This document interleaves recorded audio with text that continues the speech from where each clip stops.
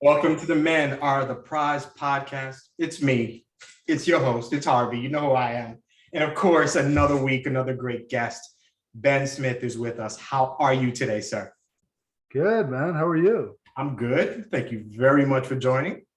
Saw you, and I'm like, everything that you kind of stand for, everything that you kind of talk about really fits into what I want to talk about on this podcast. And we're going to get into that. We're definitely going to talk about some stuff. I like it. Doing good. But this is what I want to talk to you. I want to get in it. We're going to talk about some stuff. Let's do this. Yeah, let's do it. Let's do it. Now, before, obviously, I started my podcast with this, I am an expert in one thing, and that's being me. This podcast is a safe space, an opportunity for men to talk about themselves, their struggles, what's like being a man in this world, the ups and downs, an outlet to release emotion because we don't always get that. We kind of have to just rub some dirt on it and deal with it. This is an opportunity to not rub dirt on it, to release it so that you don't keep it stuck inside, so that you don't release it in a bad way, so that you don't do anything toxic, stuff like that. So this is an opportunity to just speak. But if nothing else, I hope this podcast brings about a fire burning in you where you're like, you know what? I have something inside I need to talk about. And if that happens, friend, colleague, somebody trained, a therapist, psychologist, social worker, somebody to talk to. I hope this leads you to find someone to talk to and get all this out. If nothing else, if this leads you to finding a confidant, then this was a successful podcast. And with that said, Mr. Smith, you ready to go? Ready. Let's go. Let's go. Now, the listeners already heard your intro, so they know a lot about you. But if you could give me like a quick 20-second intro about you, what would you tell us right now? I'm a guy that's lived a lot of life in around bullying, bouncing, violence, trying to pull myself out of a hole of self-loathing and trying to kind of make sense of life out of that. And having done that, I basically use what I've learned to try to help others live happier, more fulfilling lives and just be more at peace with themselves. Excellent. That's perfect. And we need more of that in this world. So I appreciate you. If nothing else, I appreciate that in this world. So thank you for that. Yeah, you're welcome. So the podcast is built around this little mantra that I came up with. My favorite word, it is P.R.I.Z.E. I took it and took a few of the letters and used them for words that are good characteristics, ideals for a man. So we're going to talk about them, and hopefully this will bring about a good conversation, and we'll get to learn a bit about you. First letter in the word, first letter is P. That stands for purpose. Reason for which something is done or created, or for which something exists. Mr. Smith, what is your purpose? My purpose is, I grew up in a very, very violent, racist upbringing, and it was really, really a struggle. And so I think my purpose, I know that my purpose is to really help guide people and to an understanding of a lot of those lessons I learned about, suicidal self-loathing, about like really an addiction to violence, just trying to find a sense of purpose. So I mean, for me, my purpose really is to help guide people, because I somehow made it on to the other side, and I've been happy. I've literally been happy for 10 years, and I just found a way to kind of just manage all that hostility and that anger and that all those things that generally bring people down, and did bring me down too for a while. And I found a way to kind of switch it around and like, oh, you know what, I kind of got this. And then I just started helping other people as well. So my purpose really is to take all that experience that I gained and really use it to help others. Excellent. So you help young men in general, people in general? People in general, but particularly, young men. Okay. Mm-hmm. Did you have a you when you were growing up? I had mentors. I was surrounded by a lot of older people. I mean, I started bouncing in bars when I was underage. So a lot of those kind of guys, bodybuilders, boxers, older guys, they kind of mentored me. So I did have that, but none of them were really very grounded. Like I don't really remember too many people that were real solid. Okay. I mean, solid in certain aspects, but even now I think back, like, was anybody really that happy? So it's kind of I felt in some ways, as far as my own experience, I was kind of treading into uncharted waters as far as like I want to be happy every day. I want to really be excited every day to wake up, and I want to be able to be put in the midst of a global pandemic like we all were, and not have it rattle me, not have it like shake me, because I'm so solid and so grounded to who I am as a human being and what my purpose is in this world, and what my it's kind of like I explain to people that like life sometimes can be, like an ocean where you have waves, and sometimes they're big waves and sometimes there's little waves. But a lot of people are getting smashed by these waves. But if you can learn to ride the waves, Right. now you're living life a good life. So I would say that a lot of my purpose is to help people to learn how to ride the waves of life. That's true. I feel like a lot of young men, and I say that because obviously this podcast is kind of our issue, our center is talking about men. So I know you help everybody, but just for the purpose of this, I feel like a lot of men, young men, don't really, some of us just don't have somebody like you to kind of help us dealing with life and the waves and the struggles and the upticks and the deep craters that you fall into and coming back up and stuff like that. How do you think your life would have been had you met somebody like you, maybe fully formed when you were 14, 15? How would your life have changed, or would it have changed at all? It's hard to say because again, for me, just the way I grew up, there was just so much violence and so much craziness in that way. I think it would have been great to have had somebody to talk to me and lecture me, but or give me some advice. I'm just not sure if I would have taken it, because honestly, my biggest thing was like, how am I going to get through this day without getting my head kicked in and without being, I mean, I'm adopted, so I grew up in a white environment. So how am I going to get through this day without somebody calling me a nigger and kicking the crap out of me, right? Right. I hear you. I was going to ask you about that. So it's hard enough being any kid in this neighborhood that you grew up in. And I saw you said Vancouver, right? And so it's a struggle, I guess, not a lot of money, or is really dangerous and such. Is there an extra level to what you're dealing with because you're a Black kid, obviously racism and stuff like that. But I'm trying to get at, what's the relationship with family, with yourself? How do you feel when you're being called these racist things, all this stuff is being said to you, and to a degree, your family can't really relate to it? How are you dealing with that? And obviously maybe not the best, but how are you handling that as a young man and getting all this day after day with nobody really to release that to kind of give you some understanding?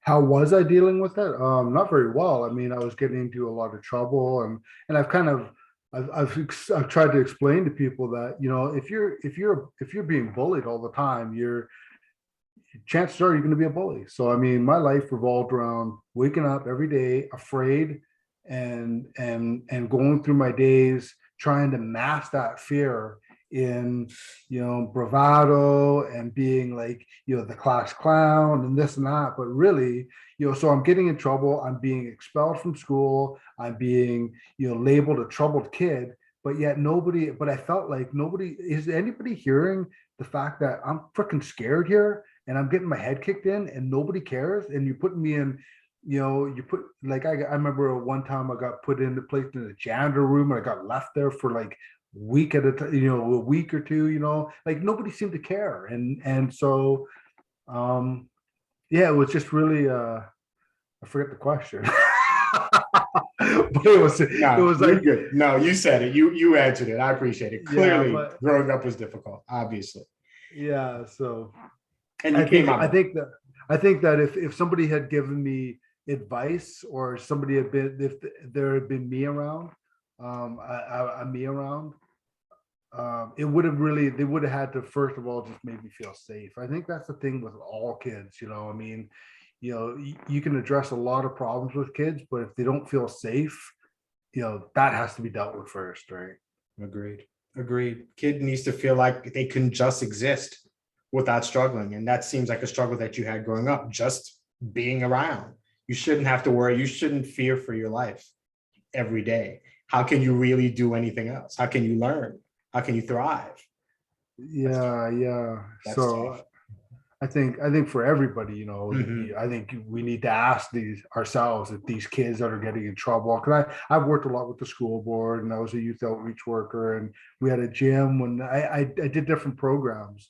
But I think that's a lot of times these kids that are being labeled as, whatever, troubled kids or problem kids or whatever, they don't feel safe. And is that being addressed? Are people really looking into this? Like, is this kid feeling like he's afraid, and it's coming out in these different ways? So these are questions that really need to be asked, right? Agreed. Like, Agreed. The next letter in the word prize is R. The word is resilience. The capacity to recover quickly. I don't like the word quickly, to recover from difficulties and toughness. So obviously growing up, hellish environment, tough situation day by day.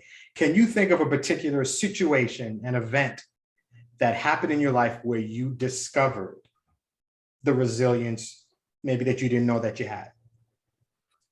yeah, when I was 23, I've talked about this quite a bit, but when I was 23, I'd gone through a year-long custody battle over my daughter.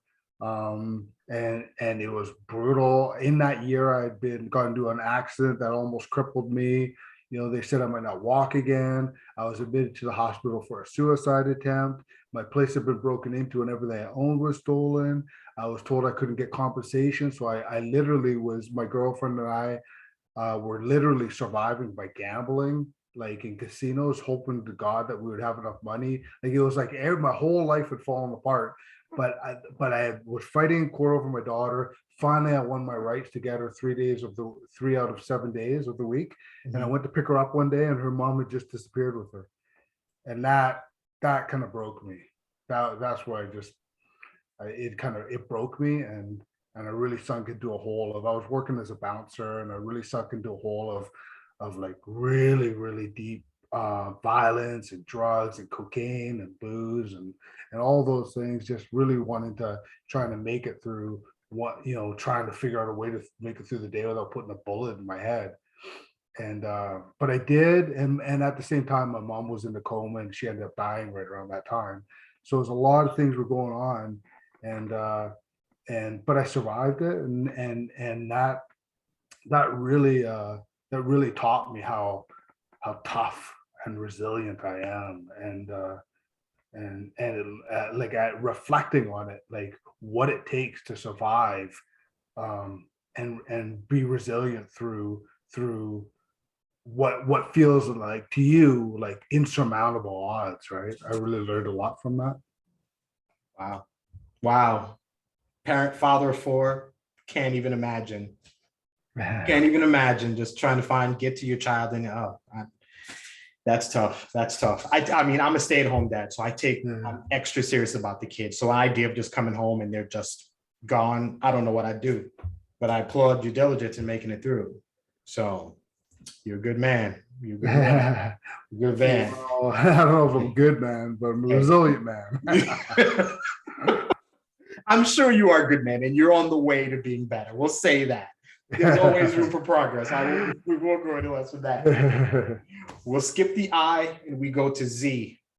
The letter Z, the word is zeal, and it's defined as enthusiastic devotion. What are you enthusiastically devoted to? I'm super enthusiastically devoted to truth, finding truth. Like I'm super curious about life and asking questions and finding truth. Like what, just because everybody does it, or just because things have been done this way, or just because the majority of people are living this way, is that like that doesn't mean it's truth. What is truth? So I'm constantly asking myself that, and I'm looking for those answers, and I find that super like super. That's what probably gives me the most zest in life. It's just the curiosity, Mhm. And again, especially from coming from a place where I've kind of put all my where I'm not super locked into my own stuff anymore, because I'm really at peace with myself and stuff. So I can really sit back, and I can look at things and just seek truth, right? Which I find so fascinating. That's good.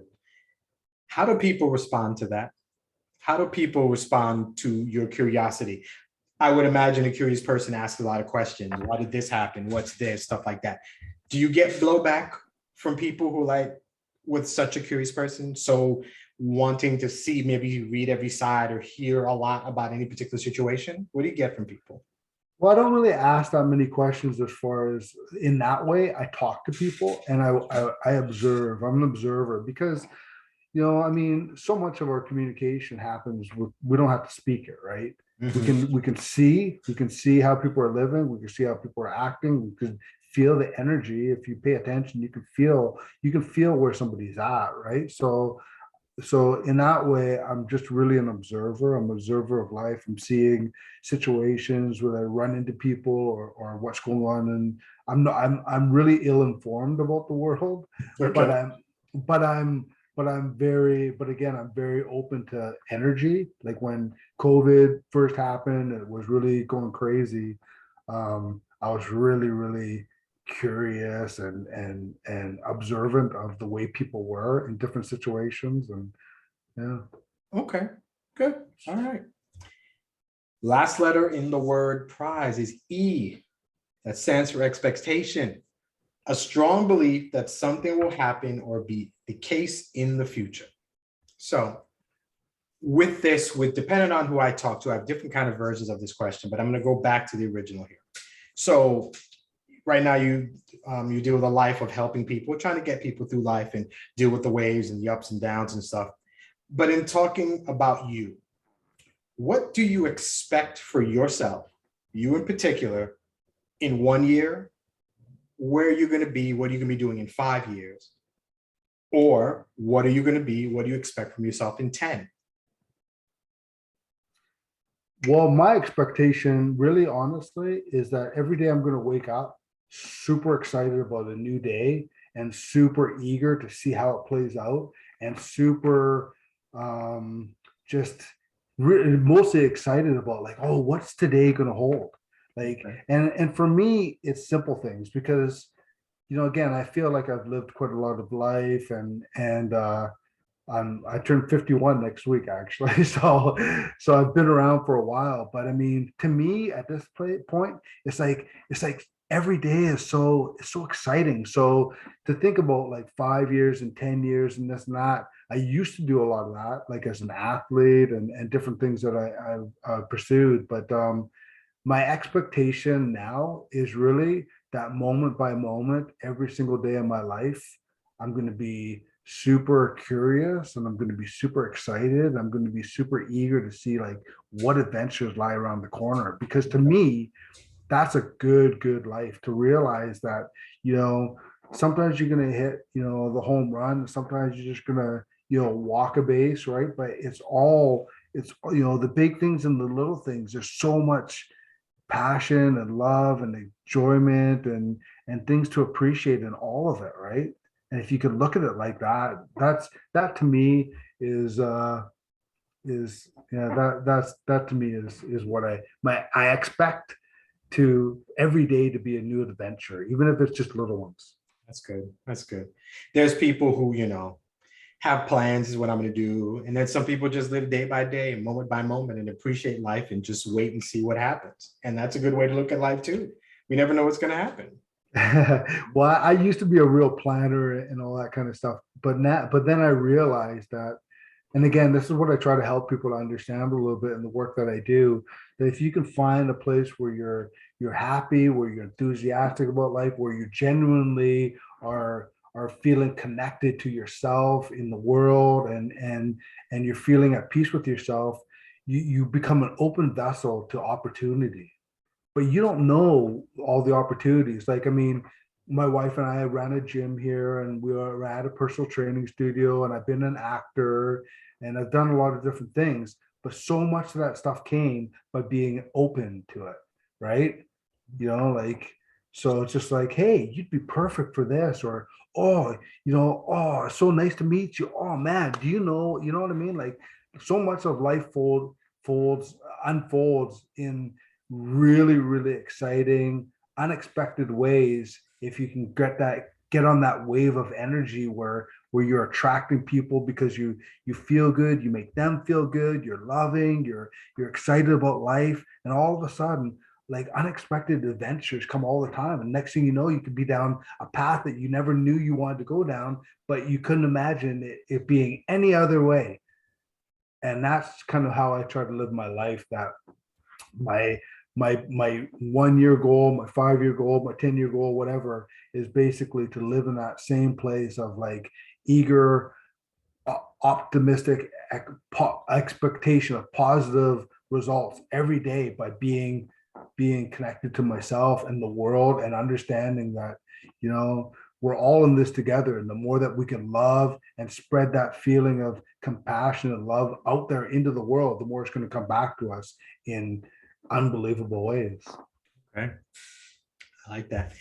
The last letter, or the middle letter in the word prize, is I, and it doesn't have a particular definition, but every man is different. For me, the I represents the actual person. So taking away our titles, our shackles, that I kind of like to say. So when you're not a father, a husband, an employee, a bouncer, a gym rat, anything, a podcaster, a mentor, when you're not any of those things at your core, when it's just you in this world and nothing else, who are you? I'm a human being who tries to stay as connected as possible to the spiritual part of me that is going to continue on beyond this, and just be super appreciative to have lived. I like that. Right to the point. Right to the point. I like that. All right. Thank you for answering the questions in the prize mantra. I appreciate it. So I have a few more questions that I go with that will end it. The first question is this: what are you afraid of that you cannot control? I kind of hesitate to say this, but honestly, I don't really have a lot of fear. It's hard for me to pinpoint a fear. I've had fears. My life, a lot of my life was about conquering fear. Again, I was a competitive boxer, boxed professionally, bounced for years. So, like, fear and dealing with fear of failure, fear of losing, fear of whatever, has been a large part of my life. But what I've learned over time is that when you truly have faith and you believe in yourself, you see yourself as being more than just a body. You can start to get it. You could start to realize that everything that happens is only for your better purpose, only for your better good if you allow it to be. So it's really hard to experience fear when you have that kind of faith and view of the bigger picture, right? Okay. Okay. So, I mean, typically there's another side to that question. I'll throw it anyway, but you may not have much to it. Yeah. So, what if there's anything that you fear that you can control? Yeah, I guess it would be the same question, and I think going back to the first question. So again, I answer it the same way, but I think my biggest fear would probably be to be tested, and be put in a position where I'm having to be tested on my belief, Okay. to a real extreme level, like obviously, I have, I love my wife and my daughter and my friends and my family very, very much. But again, like, I kind of walk that line between, you know, uh, between wanting them to be with me forever here in this world, and also understanding that all of life for all of us is a process, and it is what it is. So try not to be too attached to it, and understand that just because their body may be gone doesn't mean that the essence will always be with me. So, but again, I would not want to lose them, but I try to take the bigger picture. But again, I mean, my dad passed away right when lockdown happened, and I was sad. I was sad. I spent a good couple of hours just kind of driving by myself, put a few songs on, had a little cry about my dad, and again, things like that where you're tested. I maybe I would be a little bit afraid that I'm put into a position where I really have to be tested, and I maybe don't measure up to it. But I don't think that would happen, but it could. So I think I would be maybe a little bit afraid to be tested to that level, right? Okay. Okay. So one of the things I realized with talking with men doing this podcast is a lot of men, we have friends, acquaintances, people that we know, but a lot of us don't have like person, that one person, I guess, that you could call and talk about anything and be completely comfortable. So do you have that guy, that friend? So it can't be wife, it can't be family, somebody who something went down. You did something crazy, or you've got emotions flying through your head. You were like going crazy. I could pick up the phone and I could call this person. This person would sit there and listen, no judgment. And when you're done with that phone call, you would feel relief. Do you have that? Do you have that person in your life? I do. I have a couple of them actually. Yeah, which is kind of interesting because I really went through a part of my life where I felt like I didn't have it, like any of that. But now I actually realize have a couple. But I'm gonna tell you a quick little story about it. Please, please. But one of them is my friend from, like, we've been friends, like we became friends in grade 10, and we've been, pretty much best friends since then. So I mean 30 some odd years, right?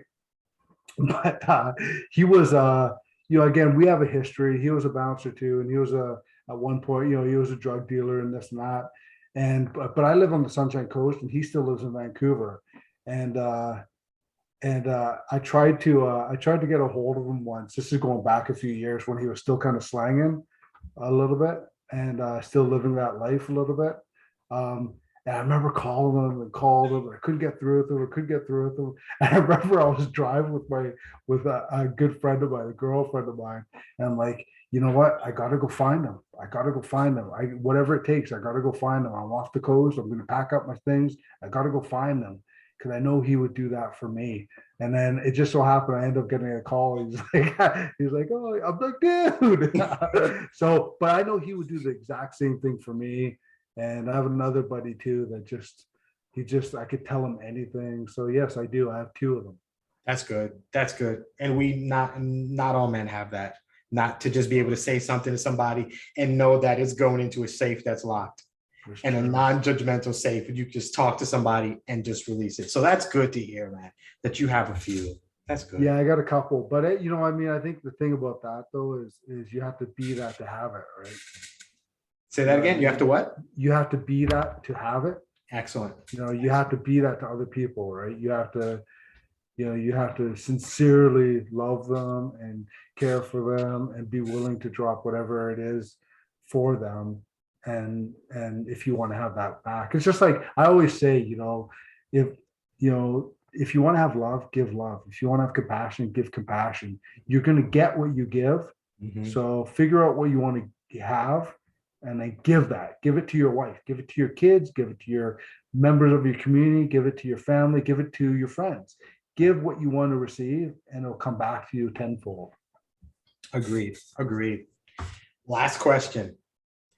One of the issues for men, a lot of us, is that we go through life, we go through our struggles, and we just kind of hold it in. We don't talk to anybody about it. We kind of hold in and we deal with the stress and deal with the problems. And We just keep it all inside, and at some point it comes out in a bad way. What do you do? And this is something that you do, maybe somebody else will try. When life feels like, and maybe this isn't for you because you mentioned a few times that you're at peace, but when life feels heavy, when the struggle feels like it's a lot, what do you do to self-soothe? Well, a lot of my peace comes from rituals, right? I found peace. I found peace in the rituals, right? So a lot of my rituals revolve around the minute I get up. I won't do anything. If I got to get up at 3 in the morning, which I often do, or it doesn't matter what, I'm going to set aside the first few hours of every day to make sure that I'm super grounded, I'm super at peace.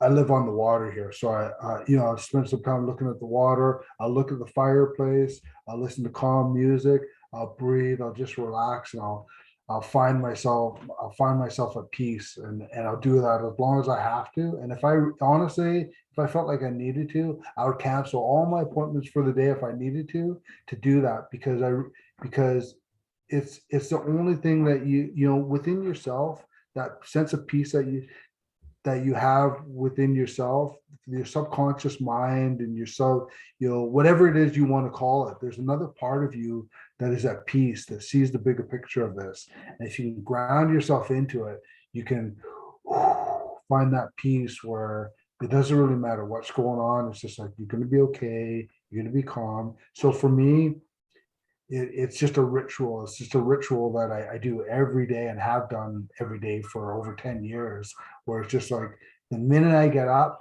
I do whatever I got to do to make sure I'm in a grounded place where I can just I can just live my life and ride those waves, right? Excellent. Okay. Thank you for that. And with that, those are the questions. Thank you so much for talking with me. Where can the listeners find you? Where are you? Social media, website? What are you doing? Tell us everything we need to know about you. Yeah, I'm at the Goliathfoundation.com. So if anybody went to the Goliathfoundation.com, they'd find our podcast, which is the Loving Goliath podcast. They would be able to or email me at the Goliathfoundation at gmail.com. We're on Instagram. Sorry, I'm not so great at all this kind of stuff, but we're on Instagram, we're on Facebook, we're on basically most of the social media platforms. And again, that's not really my thing. So I know I'm not a big fan of the social media thing either, but it is what it is. Yeah. I will make sure all of those, obviously the website and your social media, all that will be in the episode listing. So if you want to find Ben, you can go to his website, the Goliath Foundation, and read up on him. If you want to set up some time to talk with him, it'll be all there. One last question, just because I thought about it. What I've done this season is talking to all these men, positive vibes, good feeling about life and such. And what I'm doing is I actually want to create a playlist of music that's going to be entirely created by suggestions from listeners. Not from listeners, for guests on the podcast. If you had one song that you needed to get you going for a day, one track, what song is that? Well, there's probably a lot, but I figured there was a bunch, but give me one, like the one. You only have enough battery to play one song. What song is that? Well, the one that consistently makes me feel the most upbeat is Love on a Real Train by Tangerine Dream. Okay. Yeah, it's kind of a techno song. I mean, there's a lot of songs. I have really eclectic musical tastes, but like in the morning, I like to write, and it's upbeat, but it's calm, it's soothing, and it's a nice combination of getting my energy going, but still keep me in a cool, chill vibe, Okay. Excellent. I'm going to ask you about a few more songs later on, but thank you for that suggestion. I appreciate it. I like quotes. I end every episode with a quote. I try to find something that I feel like might connect, that might reflect the guest. So I was looking through and I found this. Tell me what you think of it. All the adversity I've had in my life, all my troubles and obstacles have strengthened me. You may not realize it yet when it happens, but a kick in the teeth may be the best thing in the world for you. That's by Walt Disney. Nice. I love that. It's interesting. That I think totally because you were a bouncer, because you did a lot of stuff physical, I'm like, the kick in the teeth thing felt like it kind of worked because you may have been kicked in the teeth or you may have to do it yourself, but you came out of it 10 times stronger than when you went in. So yeah, I hope that kind of reflects. I hope that. I love that. I love that one. Walt Disney, he was badass. Oh, he was a bad dude. Oh, listen to this. Think about it. Walt Disney had some problems. He was not a fan of women. I'll tell you that much. Oh, yeah? On the low, when you're done talking to me, think about what movies you can think of where there was a mom. Huh. Yeah, I will, good, like actually. a strong mom. A lot of times something went down with the mother. Something's up. He had some issues, some stuff. There's a mom around, but the dominant force was the dad. It's Lion King. Or it's all, just think about this stuff. Bambi, the mom, just stuff happens. That's just, either way, obviously a visionary. And that's enough. I'm getting off my soapbox. I'm gonna look him up now. I'm gonna check him out. All I know is got like this badass crew of like mice and ducks and stuff like that. They'll mess you up. Yes, exactly. Yeah. Walt Disney was gangster. You could tell. And now we go to his clubs. We take the kids and we go and party. And yeah, exactly. But yeah, who thought we were talking about Walt Disney? But that was awesome. On that note, thank you again for spending some time with me and just giving us a little bit about your life. I appreciate it very much. Thank you to our listeners. Thank you to my listeners for listening to this podcast. Men of the Prize, where your inner monologue is revealed. Thank you for your time. I'll see you next week. Thank you.